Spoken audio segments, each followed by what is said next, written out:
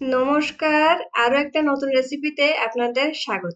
আজকে খুবই মজার একটা পিঠা রেসিপি আপনাদের সাথে শেয়ার করব, যেটা বানাতে সময় লাগবে মাত্র 10 মিনিট। চালের গুঁড়ার এই পিঠায় একটা দুইটা খেলে কিন্তু মন ভরবে না, এটা এতটাই টেস্টি হয়ে থাকে। তো চলুন শুরু করি আজকের রেসিপি। প্রথমে একটা বড় বাটিতে নিয়ে নিচ্ছি হাফ কাপের মতো নারকেল কোড়া। এবার এর সাথে দিয়ে দেব 1/4 কাপের মতো আখের গুড়, তবে আপনারা এখানে চিনিও ব্যবহার করতে পারেন। নারকেল কুড়া আর আখের গুড় একসাথে ভালো করে মিশিয়ে নেব। যদি এখানে চিনি ব্যবহার করেন তাহলেও কিন্তু এখানে নারকেল কুড়া আর চিনি আগে ভালো করে মিশিয়ে নেবেন। গুড় আর নারকেল একসাথে ভালো করে মিশিয়ে নেওয়ার পর এবার অল্প অল্প চালের গুঁড়া দিয়ে একটা ডো বানিয়ে নেব। আমার এখানে প্রায় হাফ কাপের মতো চালের গুঁড়া লাগছে, তবে নারকেল কুড়া আর গুড়ের পরিমাণ হিসাবে এখানে চালের গুঁড়া কিন্তু কম বেশি করে দিয়ে নেবেন। একবারে চালের গুঁড়া দেবেন না, তাহলে কিন্তু ডোটা অনেকটাই শক্ত হয়ে যাবে। তাই অল্প অল্প চালের গুঁড়া দিয়ে এরকম নরম একটা ডো বানিয়ে নেবেন। এবার এর সাথে দিয়ে দিচ্ছি হাফ চামচ পরিমাণে ঘি। এই ঘিটা অ্যাড করলে কিন্তু পিঠার টেস্টটা আরো বেশি হয়।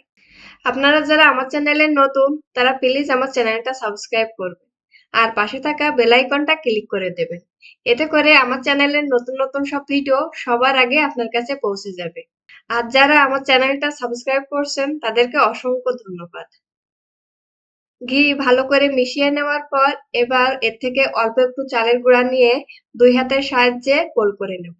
তারপর একটু হালকা চাপ দিয়ে এরকম গোল করে নিয়েছি। এবার একটা ছোট চামচ দিয়ে এর উপরে দাগ কেটে দিচ্ছি। এতে করে পিঠাটা দেখতে বেশি ভালো লাগে। এইভাবে কিন্তু খুব সহজেই পিঠাটা বানিয়ে নেওয়া যায়। যে কেউ একবার দেখলেই কিন্তু এই পিঠাটা বানিয়ে নিতে পারবে। খুব সহজে আর অল্প সময়ের ভিতরে খুবই মজার একটা পিঠা বানিয়ে নেওয়া যায়।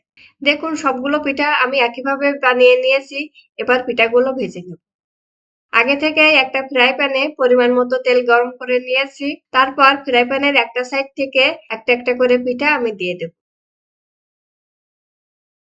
মিডিয়াম টু লো হিটে হাতে একটু সময় নিয়ে এই পিঠাগুলো ভেজে নিতে হবে। এতে করে পিঠার কালারটাও যেমন সুন্দর আসবে, খেতেও কিন্তু ভালো লাগে। 2 থেকে 3 মিনিট পর পিঠার একটা সাইড যখন ভাজা হয়ে যাবে তখন এগুলো আমি উল্টে দিই।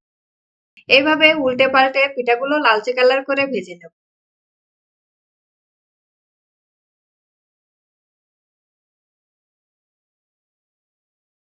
4-5 মিনিট পর পিঠাগুলোর কালারটা যখন একটু লালচে হয়ে আসবে তখন এগুলো আমি তেল ঝরিয়ে উঠিয়ে নিচ্ছি। ঘরে থাকা মাত্র সামান্য কিছু উপকরণ দিয়ে কিন্তু এত মজার একটা পিঠা বানিয়ে নেওয়া যায়। আপনারা বাড়িতে অবশ্যই একবার হলেও ট্রাই করে দেখতে পারেন এই পিঠা। আশা করি ভালো লাগবে। ভিডিওটা ভালো লাগলে লাইক, কমেন্ট, শেয়ার করার অনুরোধ রইল। ভালো থাকবেন, সুস্থ থাকবেন। দেখা হবে নতুন আরো একটা রেসিপিতে। আর ভিডিওটা শেষ পর্যন্ত দেখার জন্য আপনাদের অসংখ্য ধন্যবাদ।